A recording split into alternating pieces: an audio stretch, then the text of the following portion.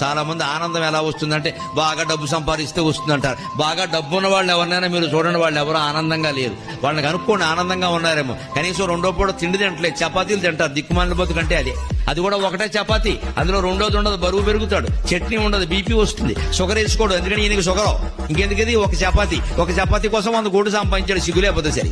మీరు గమనించండి, auto driver ఎలా ఉంటాడు. వాడు ఆటో అద్దెది, వాడు అద్దెకి తెచ్చుకుంటాడు, పొద్దునే వీళ్ళు తెచ్చుకుంటాడు. దానికి సాయంత్రానికి 200 300 కట్టాలి. సాయంత్రం వేసరికి వాడు 600 సంపాదిస్తాడు, 300 అద్దె ఇచ్చేస్తాడు. ఇంకొక 100 రూపాయలు ఇతర ఖర్చులు, పెట్రోలు అవన్నీ పోతాయి వాడికి 200. ఇక 200 మిగులుతుంది కదా, 100 శుభ్రంగా వేసేస్తాడు. వాడు లెక్క వాడిది.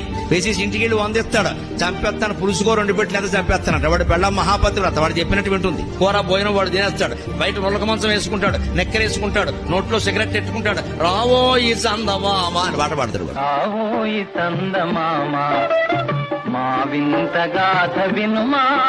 ఈ కోటీశ్వరుడు కంటే వాడు ఆనందంగా ఉన్నాడు.